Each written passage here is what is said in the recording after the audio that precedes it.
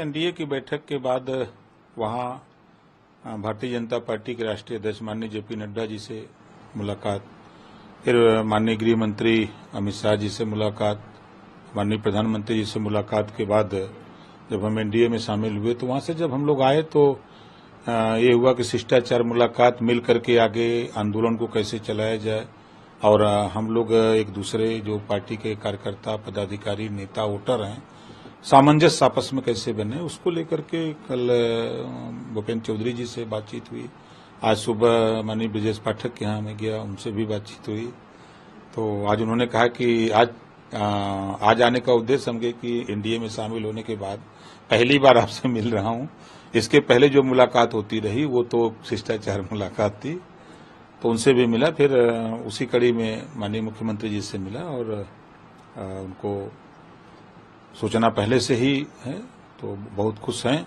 उनके कहने पर ही हम लोग गए थे, ऐसा जो बताया भी था आपसे कि माननीय मुख्यमंत्री जी 13 तारीख को मिलके ही उन्होंने कहा कि दिल्ली जाके बातचीत करके फाइनल करो, आगे हम लोग मिल करके लड़ाई को अंजाम दिया जाए।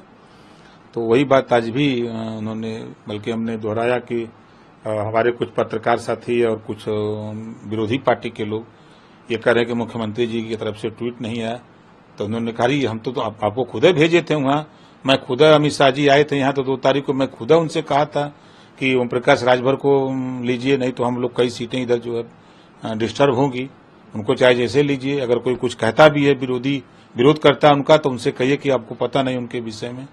तो ये बात आपने नहीं बताया हमके, नहीं, हम ये बात तो बोल ही चुके हैं, लोगों का जो कहना है।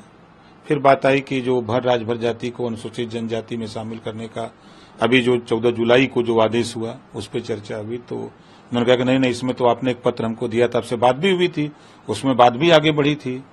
तो जो नया आदेश है उसको संजय प्रसाद को दे दीजिएगा या अवनीश अवस्थी जी को, जिसको आप उचित समझें, लेकिन संजय प्रसाद जी को दे दीजिएगा और हम लोग इसको प्रस्ताव बना करके दिल्ली भेजते हैं। और तीसरा जो लालगंज में, आजमगढ़ जिले के लालगंज लोकसभा में माननीय प्रधानमंत्री जी का कार्यक्रम को लेकर के हमने एक पत्र उनको दिया है कि ये आपके माध्यम से कार्यक्रम हम लोगों को मिल जाए और आप यहाँ से रिक्वेस्ट भेज दें और वहाँ से अनुमति मिल जाए और वहीं से चुनाव का बिगुल हम लोग। लालगंज कहाँ? ये आजमगढ़ जिले की एक लोकसभा है लालगंज। तो लालगंज लोकसभा में एक स्थान है कृषक इंटर कॉलेज मर्टीनगंज, तो वहाँ बड़ा मैदान है जहाँ 2 लाख की कैपेसिटी उस मैदान की। वहीं से क्यों शुरुआत करना चाहते हैं? वहाँ 6 लोकसभा सीटें पिछली बार 19 के चुनाव में बीजेपी नहीं जीत पाई थी, तो हमने कहा कि वहीं से शुरू करें हम लोग। तो कार्यक्रम के लिए प्रस्ताव दे दिया आपने? तो कल वो उसके लिए आपको पता चलेगा कि आपको नहीं, अब तो मुख्यमंत्री जी उसको अपना वहाँ भेजेंगे, भूपेंद्र चौधरी जी को दे दिया गया है और माननीय जेपी नड्डा जी को भी। यानी कि जल्दी लालगंज लोकसभा जो सीट है वहां से आप चुनाव का बिगुल शुरू करेंगे?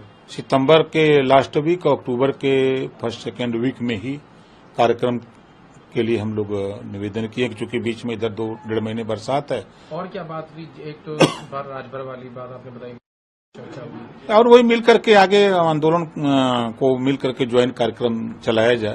उन्होंने कहा कि वहां से और सब हो जाता है, सीट फाइनल हो जाती है और जाके बात फाइनल हो जाती है। कब